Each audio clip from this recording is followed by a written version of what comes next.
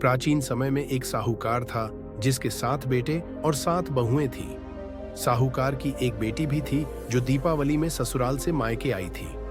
दीपावली पर घर को लीपने के लिए 7 बहुएं मिट्टी लाने जंगल में गई तो ननद भी उनके साथ चली गई। साहूकार की बेटी जहां मिट्टी काट रही थी उस स्थान पर स्याहू साही अपने 7 बेटों से साथ रहती थी।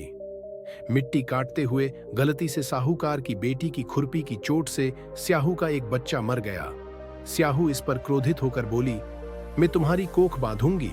स्याहू के वचन सुनकर साहूकार की बेटी अपनी 7 भाभियों से एक एक कर विनती करती है कि वह उसके बदले अपनी कोख बंधवा ले। सबसे छोटी भाभी ननद के बदले अपनी कोख बंधवाने के लिए तैयार हो जाती है। इसके बाद छोटी भाभी के जो भी बच्चे होते हैं वे 7 दिन बाद मर जाते हैं। 7 पुत्रों की इस प्रकार मृत्यु होने के बाद उसने पंडित को बुलवाकर इसका कारण पूछा। पंडित ने सुरही गाय की सेवा करने की सलाह दी। सुरही सेवा से प्रसन्न होती है और उसे स्याहू के पास ले जाती है। रास्ते थक जाने पर दोनों आराम करने लगते हैं। अचानक साहूकार की छोटी बहू की नजर एक ओर जाती है। वह देखती है कि एक सांप गरुड़ पंखनी के बच्चे को डसने जा रहा है और वह सांप को मार देती है। इतने में गरुड़ पंखनी वहां आ जाती है और खून बिखरा हुआ देखकर उसे लगता है कि छोटी बहू ने उसके बच्चे को मार दिया है। इस पर वह छोटी बहू को चोंच मारना शुरू कर देती है।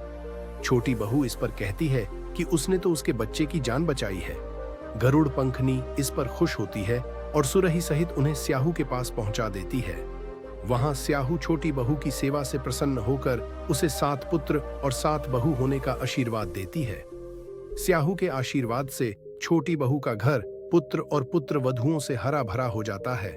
जैसे पहले साहूकार की छोटी बहू की कोख बांधी, वैसे किसी की कोख मत बांधना, और बाद में जैसे उसे 7 पुत्र दिए, उन्हें लंबी आयु दी, वैसे ही इस कथा को कहने वाले, सुनने वाले और हुंकारा भरने वाले सब पर अपनी कृपा करना। जय अहोई माता।